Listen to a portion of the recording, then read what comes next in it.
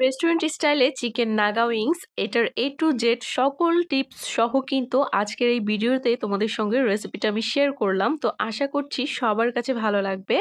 তো কিভাবে তোমরা একদম হুবহু রেস্টুরেন্টের মতোই এই নাগা উইংসটা বাসায় বানাতে পারবে, আজকের ভিডিওটা দেখলে কিন্তু A to Z সমস্ত কিছু তোমরা শিখে যেতে পারবে। তো কথা না বাড়িয়ে মূল রেসিপিতে চলে যাচ্ছি। প্রথমেই একটা বোলের মধ্যে আমি নিয়ে নিয়েছি উইংস। তো এখানে তোমরা চাইলে কিন্তু এখানে যে পাখনার নিচে যে আরো একটু অংশ থাকে সেটুকু কিন্তু নিতে পারো, বা উপরের এই চিকন অংশটাও কিন্তু তোমরা বাদ দিতে পারো। শুধু মাঝখানের অংশটুকুও কিন্তু নিতে পারো। তো এখানে দেখতেই পাচ্ছ চিকেনের পিসগুলোকে আমি খুব ভালোভাবে পরিষ্কার করে ধুয়ে নিয়েছি। তারপর এখানে দিয়েছি আমি স্বাদ অনুযায়ী লবণ, ১ চা চামচ পরিমাণে গোলমরিচ গুঁড়ো। এখানে আমি কালো গোলমরিচ গুঁড়োটা নিয়েছি। আর তারপর এখানে 1/2 চা চামচ পরিমাণে দিয়েছি আদা বাটা, ১ চা চামচ পরিমাণে দিয়েছি রসুন বাটা, আর দিয়ে দিচ্ছি ১ চা চামচের মতো হোয়াইট ভিনেগার, আর সঙ্গে দিয়ে দিচ্ছি ১ চা চামচ পরিমাণে ডার্ক সয়া সস। যেহেতু আমি এটা একদম রেস্টুরেন্ট স্টাইলে বানাচ্ছি, তাই এখানে কিন্তু আমি লাল লঙ্কার গুঁড়ো, হলুদ গুঁড়ো এইসব কোনো কিছুই ব্যবহার করছি না। শুধুমাত্র এখানে গোলমরিচ গুঁড়োটাই কিন্তু দিতে হবে গুঁড়া মসলার মধ্যে। তো এখন খুব ভালোভাবে একটু মিশিয়ে এটাকে রেস্টে রেখে দিব ১ ঘন্টার জন্য। খুব ভালোভাবে ম্যারিনেট করে এটাকে রেখে দিতে হবে। চাইলে তোমরা কিন্তু ফ্রিজে রেখে দিতে পারো। আর যেহেতু বলেছি আজকে তোমাদের সঙ্গে নাগা মরিচটা শেয়ার করব, তাই নাগা মরিচ তো দিতেই হবে। আমি এখানে সবুজ আর লাল ২ ধরনের লঙ্কাই নিয়েছি। ২ টাই কিন্তু অল্প, অল্প করে দিয়ে দিব। আর এইখানে দেখো আমি ময়দাটাও কিন্তু রেডি করে নিয়েছি অফ ক্যামেরায়। তো এর মধ্যে আছে সামান্য একটু গোলমরিচ গুঁড়া আর লবণ। রেস্টুরেন্টে কিন্তু টেস্টিং সল্ট ব্যবহার করা হয় এই চিকেন ফ্রাইটা করার সময়। তো আমি যেহেতু বাসায় বানাচ্ছি, আমি এই টেস্টিং সল্টটা স্কিপ করে গেলাম, কারণ এটা কিন্তু আমাদের স্বাস্থ্যের জন্য খুবই ক্ষতিকর।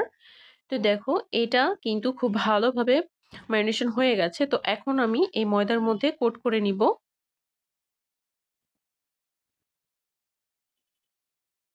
ময়দার পরিমাপটা আমি তোমাদেরকে একটু বলে দিচ্ছি কোট করতে, করতে। এখানে ময়দা আমি নিয়েছি ২ কাপ পরিমাণে, আর এখানে লবণ দিতে হবে স্বাদ মতো, গোলমরিচ দিয়েছি ১ চা চামচের মতো। চাইলে কিন্তু তোমরা এখানে লাল লঙ্কার গুঁড়োটাও ব্যবহার করতে পারো, কোনো অসুবিধা নেই। তো এখন খুবই আলতো হাতে আমি এটাকে কোট করে নিব। তোমরা যদি ডাবল কোটিং করতে চাও তাহলে করতে পারো। তবে আজকে আমি ডাবল কোটিং করছি না। আজকে কিন্তু আমি এটাকে একবারই কোট করছি।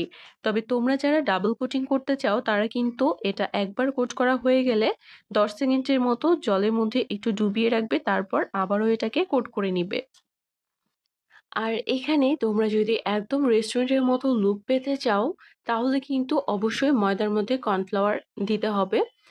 তো আমি কিন্তু কর্নফ্লাওয়ার ছাড়াই করছি। তবে তোমরা যদি কেউ এখানে কর্নফ্লাওয়ারটা দিতে চাও তাহলে কিন্তু রেজাল্টটা আরো ভালো আসবে। সেই ক্ষেত্রে যতটুকু পরিমাণে ময়দা নিবে তার অর্ধেকটা পরিমাণে কিন্তু কর্নফ্লাওয়ার নিতে হবে। তো কর্নফ্লাওয়ারের বিষয়টাও বলে দিলাম, কারণ কর্নফ্লাওয়ারটা দিলে কিন্তু চিকেন ফ্রাইটা অনেক বেশি ক্রিস্পি হয়, খেতে ভীষণ ভালো লাগে। আর রেস্টুরেন্টে কিন্তু কর্নফ্লাওয়ারটা ব্যবহার করা হয়। তো দেখো এখানে কিন্তু সবগুলো আমি কোট করে নিয়েছি, আর এখন এগুলোকে ডুবো তেলে ফ্রাই করে নিব। তেলটাকে কিন্তু খুব ভালোভাবে গরম করে তারপরেই দিতে হবে। হালকা বা কুসুম গরম তেলে দিলে কিন্তু হবে না। অবশ্যই মেক সিওর হতে হবে তেলটা যেন ভালোভাবে গরম থাকে। আর চিকেন ফ্রাইটা কিন্তু করতে হবে হাই হিটে। লো হিটে কিংবা মিডিয়াম হিটে কিন্তু চিকেনগুলো আমি ফ্রাই করব না। একদম হাই হিটে চিকেনগুলোকে ফ্রাই করে নিব।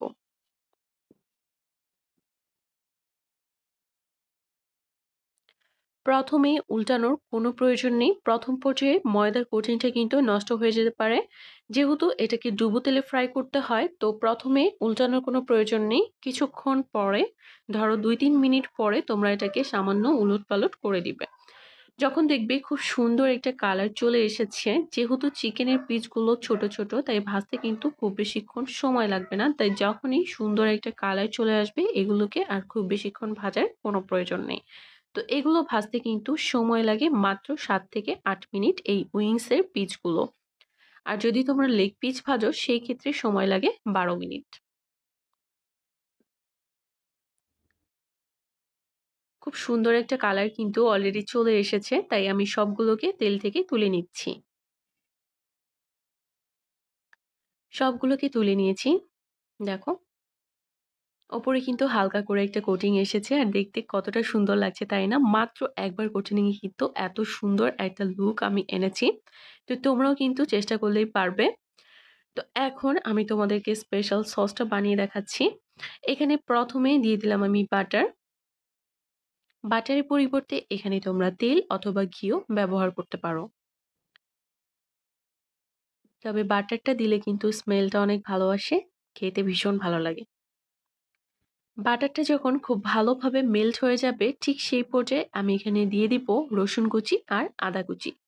একদম ছোট, ছোট করে আমি এটাকে কুচি করে নিয়েছি আর সেটাই কিন্তু দিয়ে দিলাম। এখন এটাকে একটু ভালোভাবে ফ্রাই করে নিতে হবে। কালারটা যখন চেঞ্জ হয়ে আসবে ঠিক সেই পর্যায়ে এর মধ্যে দিয়ে দিতে হবে সস। দেখতেই পাচ্ছ কালারটা কিন্তু অলরেডি চেঞ্জ হয়ে এসেছে। এখন আমি এর মধ্যে দিয়ে দিচ্ছি টমেটো সস 1/4 কাপের মতো।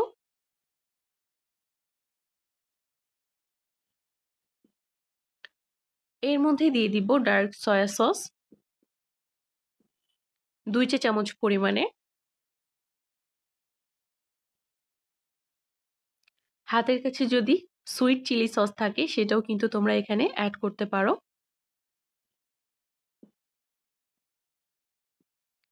তো হাতের কাছে যেহেতু সুইট চিলি সসটা নেই সেই কারণে কিন্তু আমি এখানে দিয়ে দিচ্ছি চিনি। তো চিনি আমি এখানে দিয়ে দিচ্ছি ২ চা চামচ পরিমাণে। এতে করে কিন্তু উইংসটা একদম রেস্টুরেন্টের মতো লাগবে খেতে। আর সামান্য একটু লঙ্কার গুঁড়োও দিয়ে দিচ্ছি যেন এটা শুধু মিষ্টি না হয়, একটু ঝাল ঝালও যেন লাগে। প্রায় হাফ চা চামচের মতো লঙ্কার গুঁড়ো দিয়েছি। এখন এটাকে নেড়ে ছেড়ে একটু জাল করে নিব।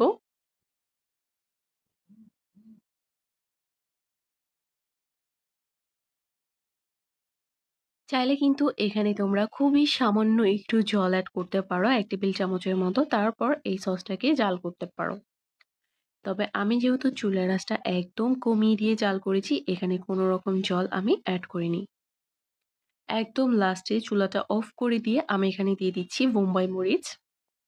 সবুজ, লাল ২ টাই কিন্তু এখানে দিয়েছি। ২ টাই হাফ, হাফ করে দিয়েছি। মানে মোট এখানে ১ টা মরিচ গিয়েছে। খুব বেশি মরিচ দিলে কিন্তু অনেক বেশি ঝাল হয়ে যাবে। তখন আবার খেতে প্রবলেম হবে। তবে যারা অনেক ঝাল খেতে পছন্দ করো তারা কিন্তু এখানে ২ টা মরিচই এড করতে পারো। তো দেখো এখানে কিন্তু চুলা থেকে নামিয়ে নিয়ে আমি সসের মধ্যে চিকেনটাকে ভালোভাবে কোট করে নিয়েছি।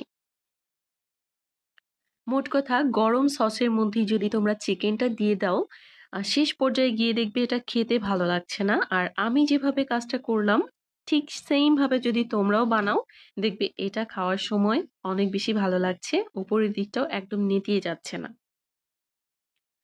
তো একটা প্লেটের মধ্যে নিয়ে নিলাম। দেখো কতটা সুন্দর লাগছে দেখতে। খেতেও কিন্তু দুর্দান্ত হয়েছে।